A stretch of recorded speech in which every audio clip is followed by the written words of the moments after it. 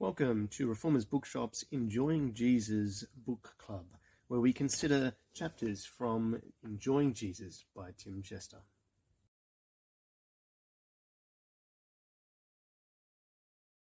G'day, Tom here from Reformers Bookshop, and we're up to chapter 6 of Enjoying Jesus in our book club, which is all about enjoying the glory of Christ. And this really, I think, is one of the highest chapters that we've read so far. And the reason is that the glory of Christ really is the answer to so many of our troubles, so many of our problems.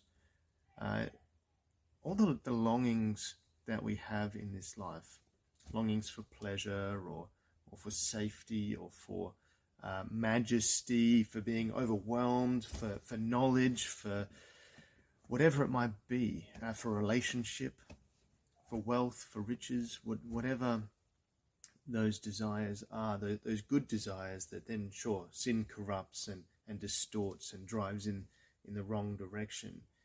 But at heart, those desires that sit underneath, all of them find their fulfillment in Jesus Christ, and specifically in his glory.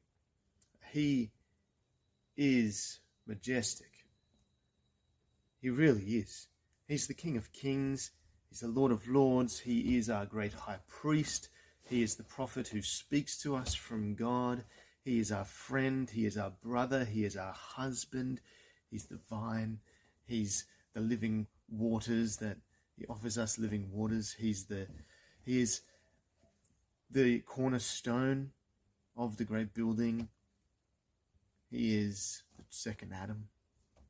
He's the fulfillment of all the pictures and types of the Old Testament. He's the fulfillment of all our hopes and desires. He's the point of all of those intrinsically human things about our nature. He's infinite.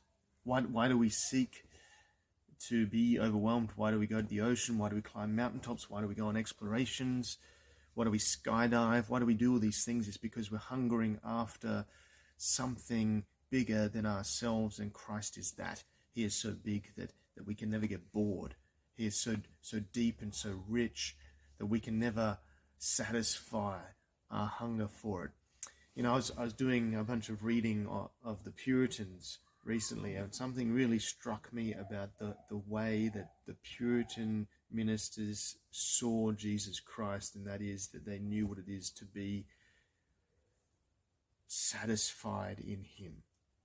To satisfied is almost the wrong word, because it implies that they reached a point and stopped. They knew what it was to hunger after Christ, and they knew what it was to experience something of the glory of Christ and have that ache in their soul urge them into him. They also knew what it was to not feel that.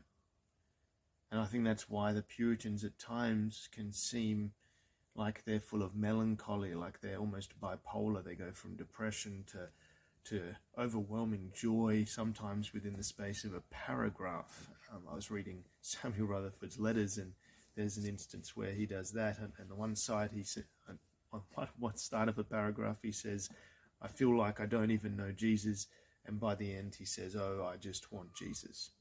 I just want to see Jesus. I just want to know his presence with me. This should be the point of all of our Bible reading.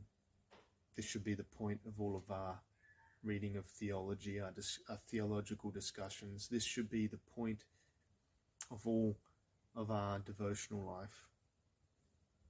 Oh, give me Jesus. Because Jesus is so glorious, so splendid, so radiant, that he really is the one whom our hearts desire. He is the revelation of the triune God, and in him our hearts find rest. Enjoying the glory of Jesus. chapter 6, Tim Chester's book.